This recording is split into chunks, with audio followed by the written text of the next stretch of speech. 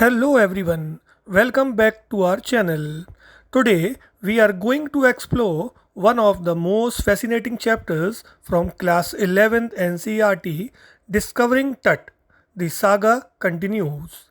History is not just about the past, it's a bridge to our future. This story takes us back over 3,300 years to the mysterious life and death of Egypt's boy king Pharaoh Tutankhamun. With the help of modern science and CT scans, researchers have tried to uncover the secrets buried with him. Now we begin a line by line explanation of the full story in Hindi. आप चाहें तो अपने सामने book का chapter खोल सकते हैं. मैं आपको एक एक लाइन हिंदी में समझा रहा हूँ. तो आइए शुरू करते हैं. वह केवल एक किशोरी था जब उसकी मृत्यु हो गई. एक शक्तिशाली परिवार का अंतिम उत्तराधिकारी जिसने मिस्र और उसके साम्राज्य पर सदियों तक शासन किया था. उसे सोने से लाद कर दफनाया गया और अंततः भुला दिया गया. 1922 में उसकी कब्र की खोज के बाद से ही आधुनिक दुनिया यह अनुमान लगाती रही कि उसके साथ क्या हुआ था, जिसमें हत्या की संभावना सबसे गंभीर थी. अब लगभग 80 वर्षों में पहली बार अपनी कब्र से बाहर निकलते हुए टुट का सीटी स्कैन किया गया, जिसने उसके जीवन और मृत्यु के बारे में नए सुराग दिए और एक सटीक फोरेंसिक पुनर्निर्माण के लिए ठोस आंकड़े उपलब्ध कराए. जब राजा टुट को उसकी विश्राम स्थली से निकाला गया, तब गुस्सैल हवाओं ने भूत जैसे धूल के बवंडर खड़े कर दिए.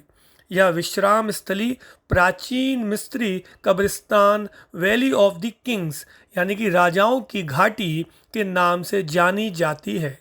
गहरे काले बादल पूरे दिन रेगिस्तान के आसमान में दौड़ते रहे और अब तारों को धूसर परत से ढक रहे थे. 5 जनवरी 2005 को शाम 6 बजे दुनिया की सबसे मशहूर ममी को सिर के बल सिटी स्कैनर में डाला गया, जिससे यहाँ इस युवा शासक की रहस्यमयी मृत्यु का राज जानने के लिए लाया गया था. उसकी मृत्यु को 3,300 साल से भी अधिक हो चुके थे. पूरी दोपहर दुनिया भर से आए पर्यटक 26 फीट गहराई में स्थित उस तंग चट्टानों से काटी हुई कब्र में उतरे ताकि अपनी श्रद्धांजलि दे सके. वे दफन कक्ष की दीवारों पर बने चित्रों को निहारते और टुट के सुनहरी चेहरे को देखते, जो उसकी ताबूत की ढक्कन का सबसे आकर्षक हिस्सा था. कुछ पर्यटक गाइड बुक से धीमे स्वर में पढ़ रहे थे, जबकि अन्य मौन खड़े थे, शायद टुट की असमय मृत्यु पर सोचते हुए या कांपते हुए या सोचते हुए कि क्या फराओ का श्राप यानी जो उसे परेशान करेगा उस पर मौत या दुर्भाग्य लाएगा सच में सच था. ममी बहुत बुरी हालत में है. यह सब कार्टर के कारण हुआ जो 1920 के दशक में किया गया. जाही हवास, मिस्र की सुप्रीम काउंसिल ऑफ एंटिक्विटीज के सचिव, ने शरीर पर पहली नज़र डालते हुए कहा. कार्टर यानी हावर्ड कार्टर ब्रिटिश पुरातत्वविद था जिसने 1922 में वर्षों की निरर्थक खोज के बाद टुट की कब्र की खोज की थी. हालांकि उस कब्र की सामग्री प्राचीन काल में ही आंशिक रूप से लूटी जा चुकी थी, फिर भी वह आश्चर्यजनक रूप से पूरी थी. वे अब तक की सबसे समृद्धशाली खोज मानी जाती है और फराओं की किंवदंती का हिस्सा बन चुकी हैं. सोने से बने शानदार कलाकृतियाँ, जिनकी शाश्वत चमक पुनर्जन्म की गारंटी के रूप में मानी जाती थीं, उस समय सनसनी बन गई और आज भी सबसे अधिक ध्यान आकर्षित करती हैं. लेकिन टुट को परलोक के लिए रोज़मर्रा की चीज़ों के साथ भी दफनाया गया था, जैसे ताश के खेल, एक कांच से रेजर, सूती अंडरगारमेंट, खाने पीने की चीज़ों के बक्से और शराब. कई महीनों तक फ़राओ के अंतिम संस्कार के खजानों का सावधानी से दस्तावेज बनाने के बाद कार्टर ने उसके 3 ताबूतों की जांच शुरू की। पहला खोलते ही उसे एक कफन मिला जिस पर विलो और जैतून की पत्तियों की मालाएं, अजवाइन, कमल की पंखुड़ियां और कॉर्नफ्लावर लगे हुए थे। यह संकेत था कि दफन मार्च या अप्रैल में हुआ था। लेकिन जब वह मम्मी तक पहुंचा तो उसे बड़ी मुश्किलों का सामना करना पड़ा। दाह संस्कार में इस्तेमाल किए गए रेजिन यानी कि गोंद जैसे पदार्थ को रेजिन कहते हैं, सख्त हो गए थे और टुट के शरीर को सोने के ताबूत के नीचे चिपका दिया था। कोई भी वैध ताकत उसे हिला नहीं सकती थी। कार्टर ने बाद में लिखा, क्या किया जाए? मिस्र के इस हिस्से में सूरज हथौड़े की तरह तपता है। कार्टर ने इसे ढीला करने के लिए धूप का सहारा लिया। कई घंटों तक उसने मम्मी को प्रचंड धूप में रखा जिससे उसका तापमान 149 डिग्री फ़ारेनहाइट तक पहुंच गया। फिर भी कुछ नहीं हुआ।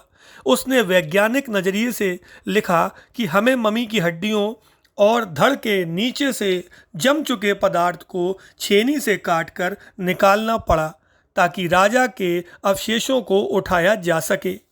कार्टर के पास और कोई विकल्प नहीं था। अगर वह ऐसा नहीं करता तो चोर पहरेदारों को चकमा देकर सोना निकालने के लिए मम्मी को तोड़ फोड़ देते। टुट के समय में शाही लोग बेहद धनी हुआ करते थे और उन्हें विश्वास था कि वे अपनी संपत्ति अपने साथ ले जा सकते हैं। परलोक की यात्रा के लिए टुट को अनगिनत चमचमाती वस्तुओं से सजाया गया था। कीमती हार, जड़े हुए हार और कंगन, अंगूठियां, ताबीज, एक धार्मिक एप्रन, सैंडल, उंगलियों और पैरों के लिए मड़े हुए कवच और अब तक की सबसे प्रसिद्ध सोने की ताबूत और मुखौटा। टुट को इन गहनों से अलग करने के लिए कार्टर के लोगों ने मम्मी का सिर अलग कर दिया और लगभग सभी बड़े जोड़ काट दिए। इसके बाद उन्होंने अवशेषों को रेत की परत पर लकड़ी के बक्से में रखा जिसमें गद्दी लगाकर नुकसान छुपा दिया गया। आज टुट वहीं विश्राम कर रहा है। पिछले दशकों में पुरातत्व ने बहुत प्रगति की है। अब ध्यान केवल खजाने पर नहीं बल्कि जीवन की रोचक बातों और मृत्यु की रहस्यमयी कहानियों पर दिया जाता है। अब और भी आधुनिक उपकरणों का उपयोग किया जाता है जिनमें मेडिकल तकनीक भी शामिल है। 1968 में कार्टर की खोज के 40 साल बाद एक शरीर रचना विशेषज्ञ ने मम्मी का एक्सरे किया और एक चौंकाने वाला तथ्य सामने आया। उसकी छाती पर जमा रेजिन के नीचे उसकी ओरोस्थी यानी कि ब्रेस्ट बोन और आगे की पसलियां गायब थीं। आज निदान यानी कि डायग्नोसिस सीटी स्कैन से किया जा सकता है जिसमें सैकड़ों एक्सरे को मिलाकर किसी शरीर का त्रियामी यानी कि 3D चित्र तैयार किया जाता है। यह देखना था कि सीटी स्कैन टुट के बारे में एक्सरे से अधिक क्या बताएगा और क्या यह उसकी मृत्यु और उसकी उम्र के 2 सबसे बड़े सवालों का जवाब देगा। राजा टुट की मृत्यु शाही स्तर पर भी एक बड़ी घटना थी। वह अपने परिवार की वंशावली का अंतिम शासक था और उसका अंतिम संस्कार एक राजवंश का अंत था। लेकिन उसकी मृत्यु और उसके बाद की परिस्थितियां अस्पष्ट हैं। एमेनहोटेप तृतीय जो टुट के पिता या दादा थे, एक शक्तिशाली फराओ थे जिन्होंने लगभग 40 साल तक 18वें राजवंश के स्वर्ण युग में शासन किया। उनके बेटे एमेनहोटेप चतुर्थ ने गद्दी संभाली और मिस्र के इतिहास के सबसे विचित्र दौर की शुरुआत की। उसने एटेन सूर्यदेव की पूजा शुरू की, अपना नाम बदलकर एखेनाटिन रखा और राजधानी को थेब्स से हटाकर अखेताटिन आज का अमरना कर दिया। उसने आमुन देव की पूजा पर प्रतिबंध लगाकर उसकी मूर्तियां तोड़ दी और मंदिर बंद कर दिए। वह समय बहुत भयानक रहा होगा। शिकागो विश्वविद्यालय के अनुसंधान केंद्र लक्सर के निदेशक रे जॉनसन ने कहा, जो परिवार सदियों से शासन कर रहा था वह खत्म होने की कगार पर था और फिर अखेनाटिन ने अजीबोगरीब फैसले लेने शुरू कर दिए।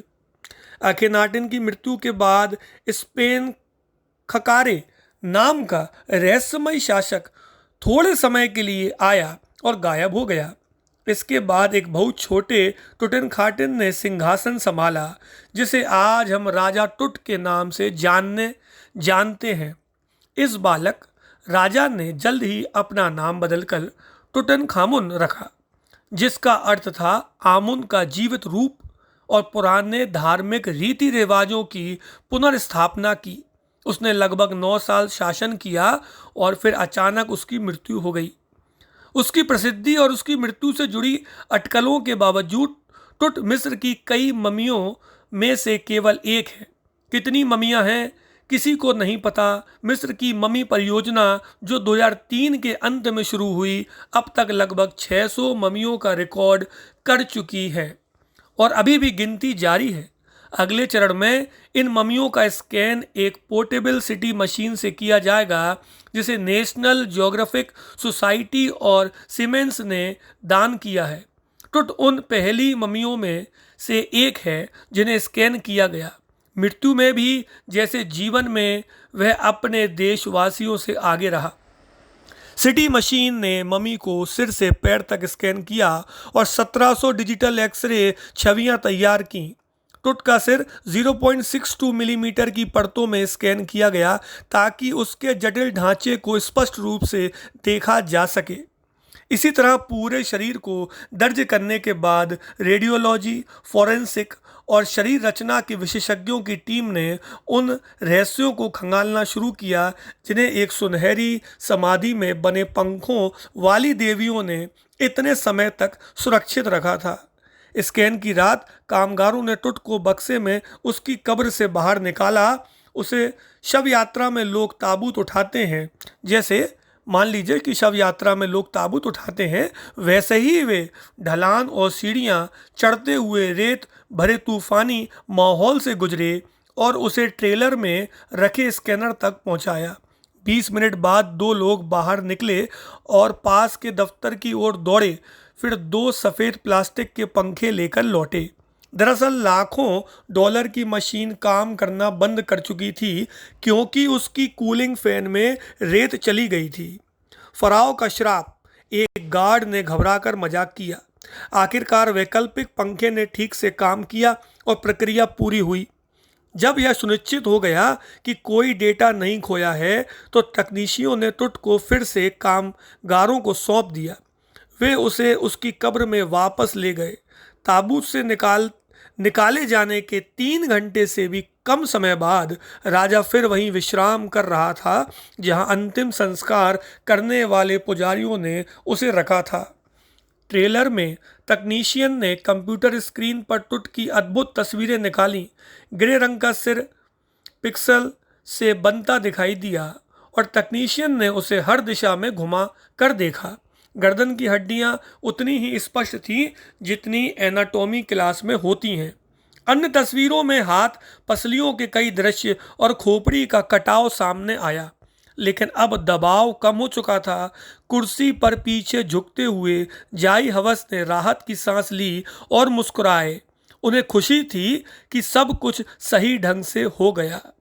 मैंने पिछली रात एक पल भी नहीं सोया, उन्होंने कहा। मैं बहुत चिंतित था, लेकिन अब मुझे लगता है कि मैं जाकर सोऊंगा। जब हम ट्रेलर से निकलकर लोहे की सीढ़ियों से नीचे उतरे तो हवा शांत हो चुकी थी। सर्दियों की ठंडी हवा मृतकों की घाटी में मृत्यु जैसी स्थिर थी। टुट की कब्र के प्रवेश द्वार के ऊपर आकाश में ओरायन नक्षत्र चमक रहा था, वही जिसे प्राचीन मिस्र लोग ओसाइरिस, परलोक के देवता की आत्मा मानते थे, और वह लड़के राजा की देखभाल कर रहा था। तो यहाँ पर हमारी पूरी स्टोरी समाप्त होती है।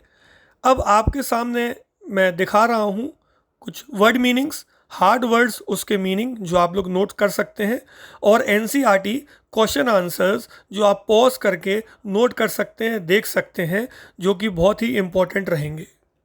सो friends, this was the story of king Tutankhamun, the teenage pharaoh whose death still remains a mystery. We saw how archaeology and modern technology worked hand in hand to reveal hidden truths about his life and afterlife. We hope you enjoyed this video. If you liked it, don't forget to give it a thumbs up. Share it with your friends and subscribe to my channel for more educational content. So King Tut may be gone, but his mystery still lives on. Thank you for watching.